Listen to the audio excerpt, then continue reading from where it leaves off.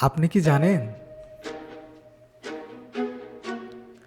Japan প্রযুক্তিতে যেমন উন্নত তেমনি রহস্যময়। আজ আমরা জাপানের অতীত, বর্তমান এবং ভবিষ্যৎকে জানব। জাপানের ইতিহাস হাজার বছরের বেশি পুরনো। প্রাচীনকালে জাপানে ছোট ছোট রাজ্য এবং গোত্র ছিল। সময় অনুযায়ী সম্রাটের নেতৃত্বে কেন্দ্রীয় শাসন ব্যবস্থা গড়ে ওঠে। জাপানের সম্রাটকে টেনো বলা হয়, তাকে দেশের প্রতীক মনে করা হয়। এ সময় কৃষি, শিল্প ও সংস্কৃতির বিকাশ ঘটে। চীন ও কোরিয়ার সাথে যোগাযোগের মাধ্যমে নতুন প্রযুক্তি ও সংস্কৃতি আসে। এই সময়ে বৌদ্ধ ধর্মের আগমন ঘটে। সুমুরাই যুগ ছিল জাপানের ইতিহাসের এক নাটকীয় অধ্যায়। সুমুরাই ছিলেন অভিজাত যোদ্ধা, তারা যুদ্ধ করতেন কিন্তু নৈতিক নিয়মও মেনে চলতেন।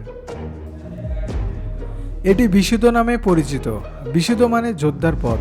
এর মূল মূল্যবোধ ছিল সম্মান, সাহস, শৃঙ্খলা এবং অনুত্যাগ। শক্তিশালী সামরিক শাসকরা ছিলেন সে সময়, যাদের বলা হতো শুগান।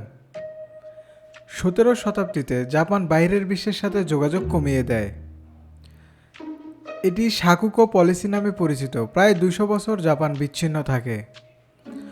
1900 শতাব্দীতে পশ্চিমা শক্তির চাপের কারণে জাপান আবার বিশ্বে উন্মুক্ত হয়।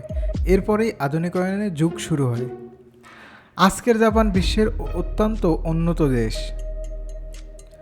রাজধানী টোকিও একটি ব্যস্ত শহর। টোকিও শুধু একটি শহর নয়, এটি প্রযুক্তি ও ব্যবসার কেন্দ্র। আরেকটি বিস্ময় হলো শিনকানসেন। এই বুলেট ট্রেন ঘন্টায় 300 কিলোমিটার বা তার চেয়ে বেশি গতিতে চলে, আর এগুলো সময়ের ক্ষেত্রে প্রায় নিখুঁত।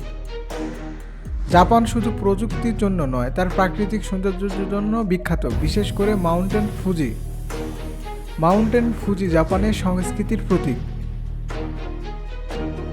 বসন্তকালে চেরি ব্লসম বা চেরি ফুল ফোটা দেখা যায়।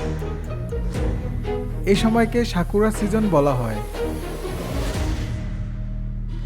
আজকের ভিডিওতে আমরা জাপানের যাত্রা জানলাম, প্রযুক্তি এবং ঐতিহ্যের উদ্ভট মিলন। আপনার কাছে কেমন লাগলো? এখনই জানুন জাপানের ইতিহাস।